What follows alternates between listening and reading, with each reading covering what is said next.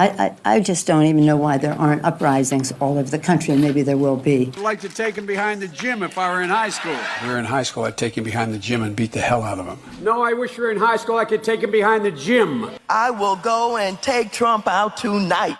Take him out now. Okay. You see anybody from that cabinet in a restaurant, in a department store, at a gasoline station, you get out and you create a crowd. And you push back on them.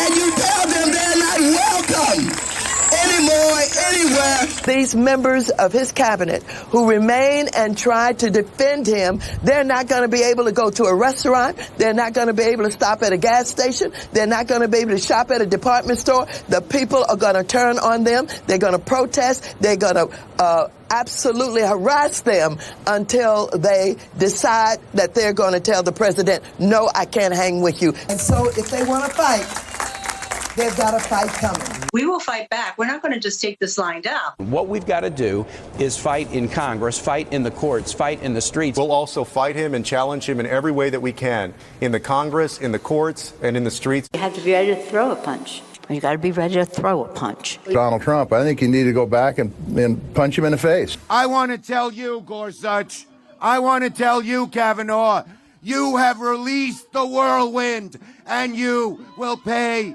the price.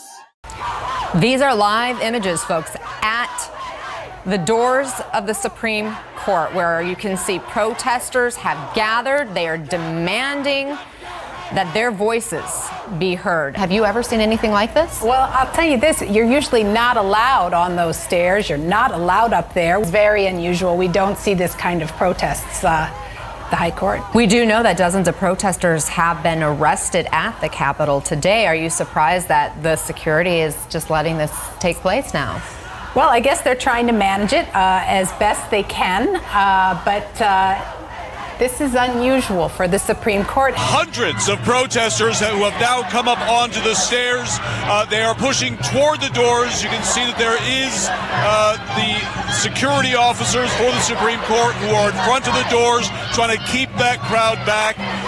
But I'm looking at the woman there sitting in the lap of Lady Justice, and that's something we don't usually see. This is the atrium of the Hart Senate Office Building. If you take a look, these are people who came over from the United States Supreme Court where they held a rally, and they sat down, started chanting. Eventually, the United States Capitol Police started picking them up and putting them in line. The authorities essentially give them a citation. It's sort of like a ticket. They have to pay bail. It's about $50, and then they're released. And I'm told by the lawyers for the protesters that those charges do not remain on their criminal records. This is a political action protest, as you can see. They are brought here by an umbrella group, and or a number of umbrella groups, and they come from all sorts of different progressive and liberal causes. The way I see it now is that we pick ourselves up and we fight back. You can stand your ground and fight back. We do fight back, but we are going to fight back. We are not turning this country over. The city of Portland, a riot zone tonight. At least 4,000 protesters in the streets, windows smashed, buildings spray painted, cars damaged. There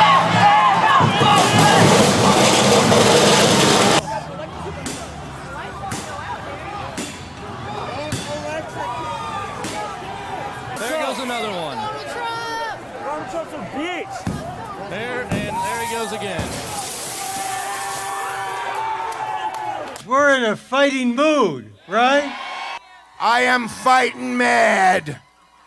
We're gonna win this fight. Stand with us! Stand with us and fight! This is the beginning of the fight, not the end of the fight. This will be ground zero, and all of you are those soldiers. And are you the ones that are going to make them pay that price? And we're gonna win this fight. You're going to have to worry about millions of people who are standing up, who are fighting back. Fight it out!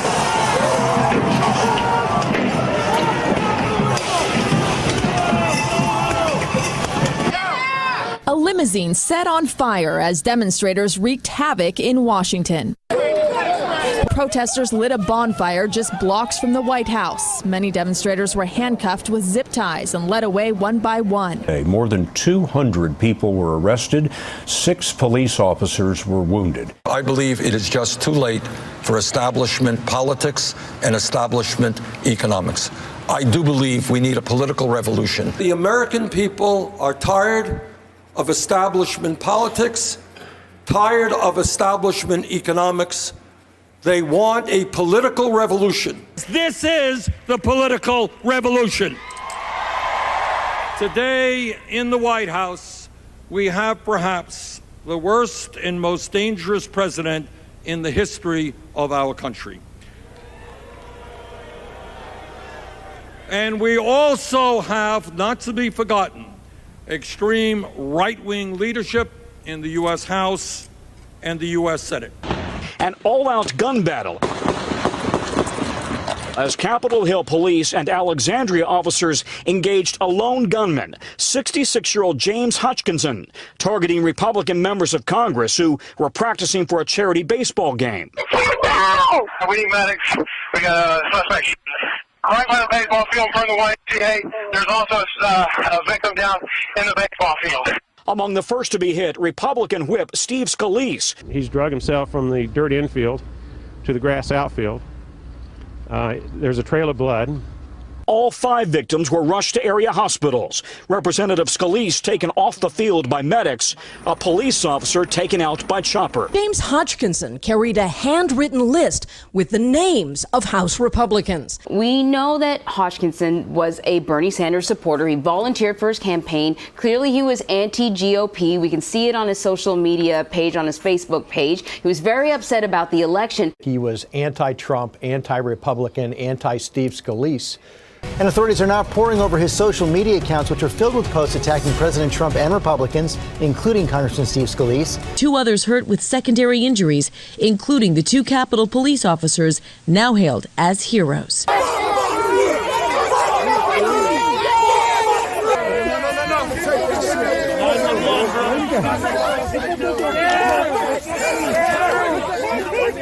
A rock was just thrown on some police officers over here.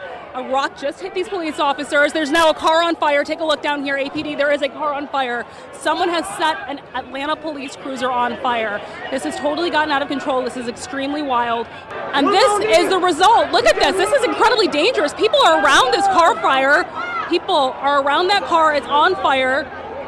And it's near other cars. This has turned into a very dangerous protest. NBC News confirms President Trump was briefly rushed to an underground bunker. This on Friday as protesters tried to climb over barriers outside the White House.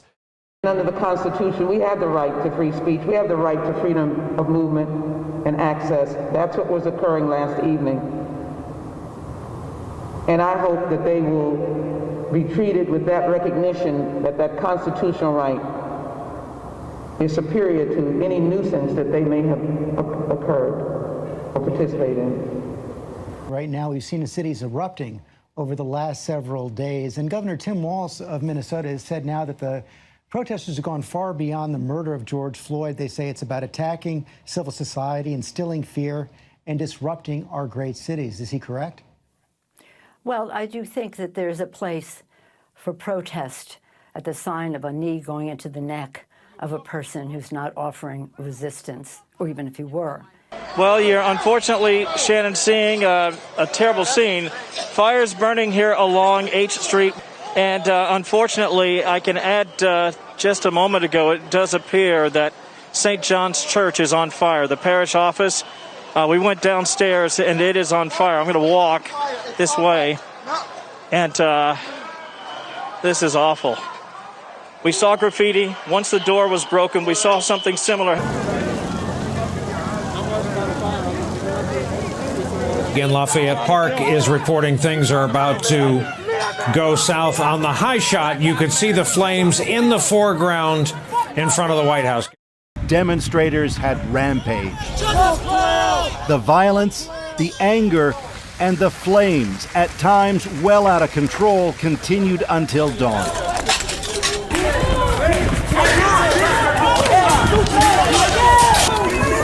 What fuck is you doing, bitch ass boy? Look at your stupid ass! Looters stormed into lower Manhattan last night. They destroyed store windows in Soho and lit fires during another night of violent protests. NYPD saying when night fell, the destruction began. This is David Dorn in his very last moments on Earth. He's bleeding to death on a sidewalk in front of a looted shop. There are so many things that we as a society have benefited from because people took to the streets to exercise their First Amendment right, to speak out and speak to their government so that we could see progress. And the optimism that I have is the optimism that all of us have whenever we are in these kinds of fights, which is it's not a fight against something, it's a fight for something. Why are we seeing other cities move toward peace and New York City continue to be as tumultuous as it is? Well, I think things are improving over the last day or two in New York, and Donald Trump wants us to believe that every protester is a danger, when in fact our country is a nation of protests. The patriots were protesters and created our country because of it. So I think that I'm proud of New York, and I'm proud of the protests, and I think it's part of the tradition of New York. That I know that there are protests still happening in major cities across the United States. I'm just not seeing the reporting on it that I had that's right. for the first few weeks. That's right. But they're not going to stop. They're not going to stop. And they're not, this is a movement, I'm telling you. They're not going to stop. And everyone beware, because they're not going to stop. They're not going to stop before Election Day in November, and they're not going to stop after Election Day. And that should be, everyone should take note of that on both levels, that they're not going to let up, and they should not. And we should not. Well, protesters topple a statue of Christopher Columbus in Baltimore. This video from social media shows the Columbus statue in Little Italy being pulled from its base and then tossed into the harbor. Protesters set off fireworks and started bonfires near the Justice Center. Several businesses were damaged and a statue was torched. Bonfires sent flames into the sky in the middle of Southwest 3rd and around the Pioneer family statue. Respectfully, shouldn't that be done by a commission or the city council, not a mob in the middle of the night throwing it into the harbor? People will do what they do. Police were caught off guard by the violence Friday night. 49 officers injured. 18 of them went to the hospital after projectiles and fireworks were thrown at them during that protest. Police video showed one person dumping out a backpack with what appeared to be frozen water bottles, which were then thrown at officers. Demonstrators also hurled fireworks, one sergeant suffering a broken eye socket from the shrapnel. Police said the PVC pipe used to hold the Black Lives Matter banners had been sharpened and were taken out and used to jab at officers. Capitol Hill occupied protest. A self-described autonomous zone, a piece of city taken, sealed off from outsiders by barricades and patrolled by armed residents. The guy with the Glock is running. It's a place where no cops are allowed. One person is dead and another has been critically injured by gunfire at the CHOP, the Capitol Hill organized protest. The latest shooting at the Capitol Hill organized protest zone. A 16-year-old is dead. A 14-year-old is critically injured. We need to retaliate. We need to exercise our Second Amendment right. They defended their reaction, killing a 16-year-old male, badly injuring a 14-year-old. Now that experience is over, the autonomous zone, do you believe it helped or hurt your own cause, the progressive cause? Oh, listen, I am a full believer in the right to protest and dissent, and Seattle has a long history of that. As you know, Bob, we were the site of the WTO protests. We have had several occupations of buildings in and around Seattle. I believe that protest and dissent is important, and I think that we have to respect the Constitution for those protesters, and I think that what they are pushing for is very, very important. Clashes between Seattle police and protesters lighting up the night sky. Over the weekend, 59 officers injured and 47 people arrested. Police declaring a riot due to the damage. Chaos in the streets of Chicago. Looting taking place around the city. Just woke up to a huge explosion. That's the Nordstrom. Images posted on social media showing store windows broken, intense police presence, and fires. It comes hours after police were called about a man with a gun on Sunday afternoon. Officers located an individual in the area who they say matched the suspect's description. Police say he fired at approaching officers who then fired back. There needs to be unrest in the streets for as long as there's unrest in our lives. And unfortunately, there's plenty to go around. In Seattle, 18 people were arrested last night following a protest that police later declared a riot. Several officers were hit by explosives and hurt. 3 injuries at last tally, with 1 heading to the hospital. The only thing I could see was a bright flash and then a loud bang and what felt like a hammer hitting me in the face.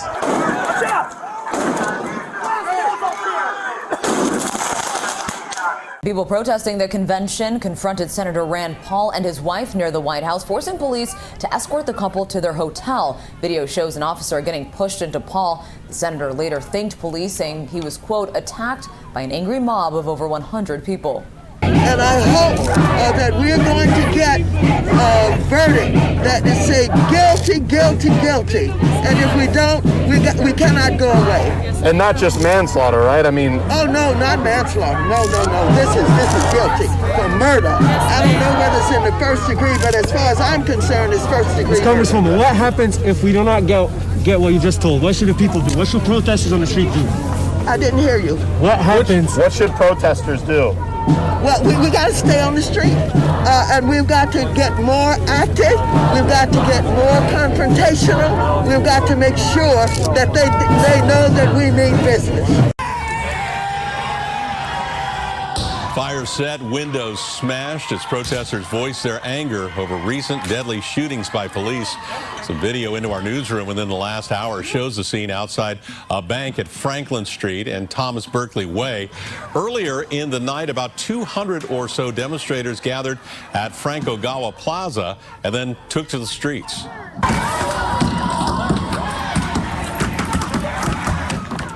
There's a scene on Broadway just about an hour ago. You can see people smashing the windows of a Target store, and also smashed. A fire was set at a car dealership on Broadway, and police have declared an unlawful assembly, threatening to arrest anyone who doesn't leave the area. This has been declared an unlawful assembly. All persons must immediately leave the area by traveling to the west. Failure to adhere to this order may subject you to arrest. We are led by very, very stupid people. Very, very stupid people.